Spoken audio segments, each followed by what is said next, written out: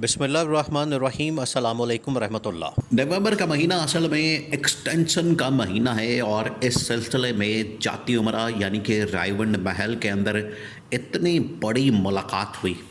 एक बार फिर से ये भी पुरानी मुलाकात की एक्सटेंशन है और मामला भी एक्सटेंशन का, वहाँ पर बात भी एक्सटेंशन की हुई, डिस्कशन भी, बड़ी अहम तरीन मुलाकात। और उसके अंदर जो एजेंडा था वो एजेंडा अब बिल्कुल वाज़ेह हो चुका है, पब्लिक में आ चुका है।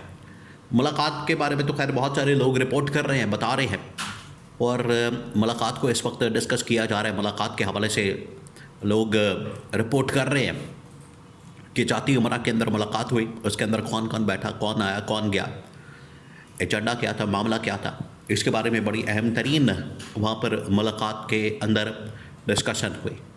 इसके बाद इसमें तय क्या पाया है और इसमें से निकला क्या, और इसमें इमरान खान को आखिर कैसे ऑफ़र की जा सकती है इस मुलाकात के बाद, क्योंकि ये भी एक इसमें से एंगल निकलता है, ये भी इसमें से एक पहलू निकलता है। अब आपने पूरा सीन चेक करना है जो कि रायवंड के अंदर हुआ है, जो कि जाती उमरा के अंदर रायवंड महल के अंदर ये मुलाकात जो हुई है उसके अंदर हुआ है।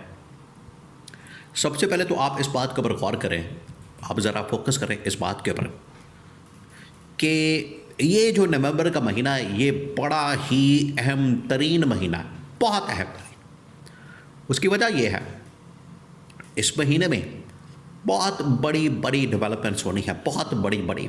एक तरफ जहाँ पर इमरान खान का एहतजाज है, तहरीक है, लॉन्ग मार्च है, उधर 27वीं आईनी तरमीम का मामला है, उसके बाद एक्सटेंशन का मामला है, और सुप्रीम कोर्ट पाकिस्तान के अंदर 26वीं आईनी तरमीम का मसला है। ये वो तमाम चीज़ें हैं कि जो इस महीने में सॉर्ट आउट होनी है, और तमाम की तमाम चीज़ों के ऊपर फैसला होना है, जिसकी वजह से पाकिस्तान की सियासत के अंदर बहुत ज़्यादा तेज़ी आ जानी है।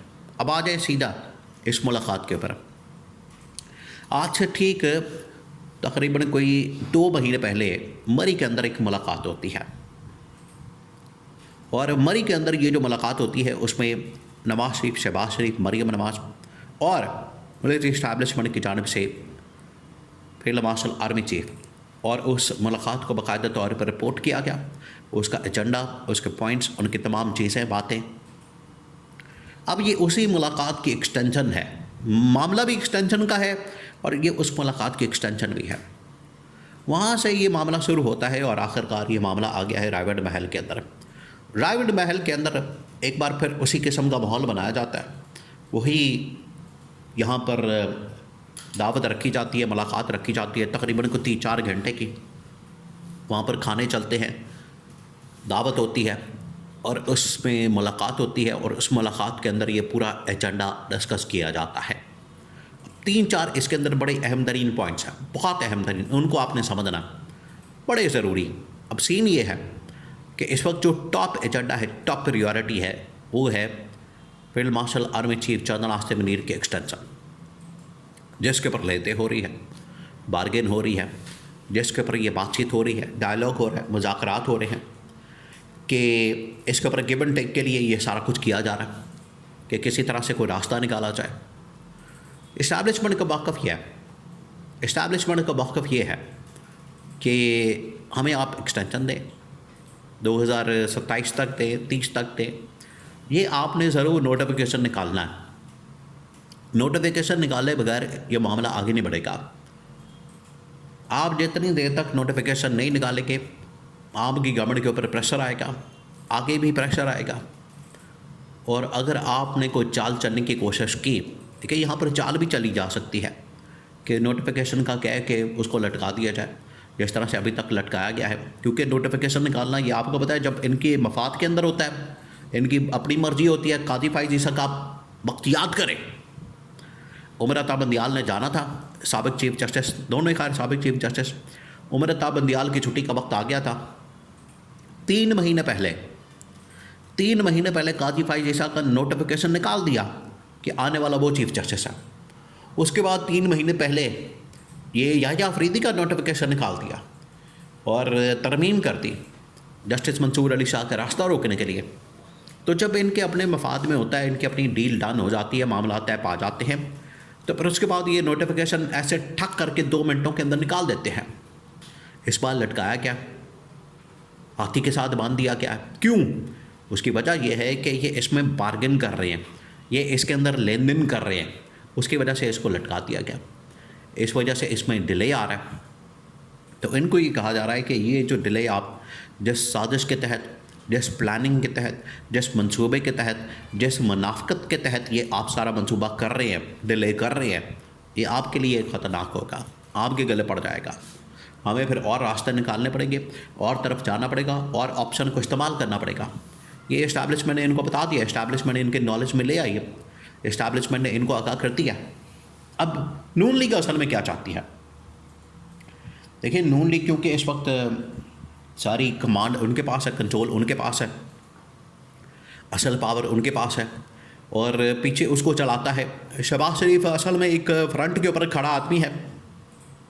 शहबाज शरीफ के पास वफाकी हुकूमत है, पंजाब में इस वक्त मरियम नवाज़ की हुकूमत है। इस वजह से इनकी ख्वाहिश है, कोशिश है कि शहबाज शरीफ को इस चीज़ के ऊपर होल्ड किया जाए, और नवाज़ शरीफ ये कह रहा है कि इसको होल्ड करके रखो मामले को, जब तक कि हमारी डील नहीं हो जाती, मामला तय नहीं हो जाता। एक दफ़ा मामला तय हो जाए, फिर उसके बाद हम इसमें जाएंगे और मामला तय करेंगे।